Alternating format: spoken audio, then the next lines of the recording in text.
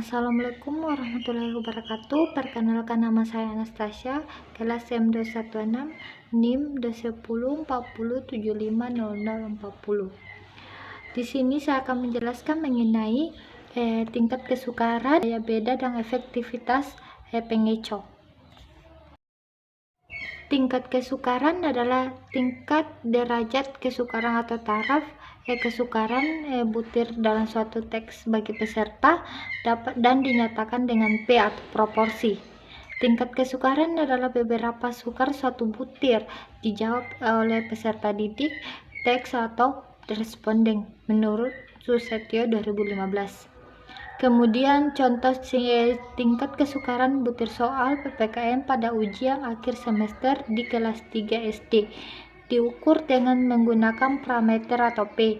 Menurut Susetio tahun 2015, jika P bernilai rendah, maka tingkat kesukaran butir soal tersebut mudah dijawab oleh siswa. Kemudian, sedangkan jika P bernilai tinggi, maka tingkat kesukaran butir soal tersebut sulit dijawab oleh siswa. Pada tabel kriteria indeks di atas, indeks kesukaran di atas yaitu rentan pada P 0,30 tingkat kesukarannya itu sukar, sedangkan 0,31 P sampai 0,70 tingkat kesukarannya itu sedang, sedangkan 0,71 P sampai 1,00 yaitu tingkat kesukarannya itu mudah. Kemudian pada tingkat kesukaran butir soal PPKN di atas mengenai ujian akhir semester pada kelas 3 SD diukur dengan menggunakan parameter atau P.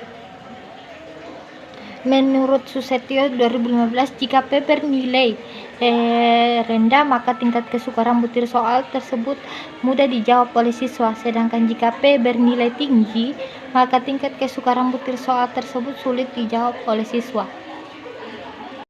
Daya beda atau D. Butir adalah kemampuan teks untuk mengetahui seberapa besar atau suatu butir teks dapat membedakan antara peserta teks yang berkemampuan tinggi dan peserta teks yang berkemampuan rendah.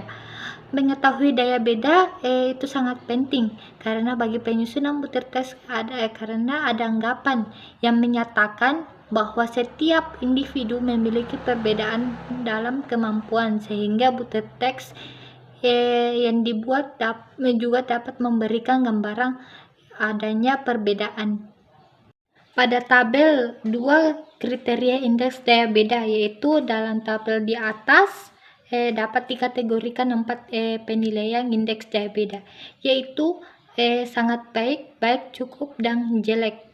Jika nilai D dari sebuah butir soal berada dalam rentan 0,40 hingga 1,00, maka butir soal tersebut dikategorikan sebagai sangat baik dan diterima dengan baik. Dan jika nilai D berada rentan 0,30 hingga 0,39, maka butir soal tersebut dikategorikan sebagai baik. Namun perlu diperbaiki jika nilai D berada dalam rentan 0,20 hingga 0,29, maka butir soal tersebut dikategorikan sebagai cukup baik dan perlu diperbaiki. Namun jika nilai D kurang dari 0,20, maka butir soal tersebut dikategorikan sebagai jelek dan sebaiknya dibuang. Analisis pengeco. Analisis pengeco atau traktor tujuannya adalah mengetahui kemampuan responden yang sebenarnya dengan jalan memberikan pilihan alternatif yang memungkinkan untuk dipilih, terutama bagi responden yang tidak memahami butir teks tersebut. Butir teks yang berbentuk pilihan ganda hanya ada satu pilihan jawaban yang benar dan pilihan jawaban lainnya digunakan untuk pengeco. Misalnya, contoh analisis pengeco dapat dilihat dari soal berikut, yaitu pertanyaan apa nama ibu kota Indonesia, yaitu yang pertama jawaban A, Jakarta, B, Bandung, C, Surabaya, D, Medan. Dalam soal tersebut, jawaban yang benar adalah A, yaitu Jakarta. Namun, untuk memastikan bahwa jawaban tersebut memang benar, perlu dilakukan analisis pengeco pada pilihan jawaban lainnya. Cukup sekian mengenai penjelasan tingkat kesukaran, daya beda, dan efektivitas pengecoh. Assalamualaikum warahmatullahi wabarakatuh.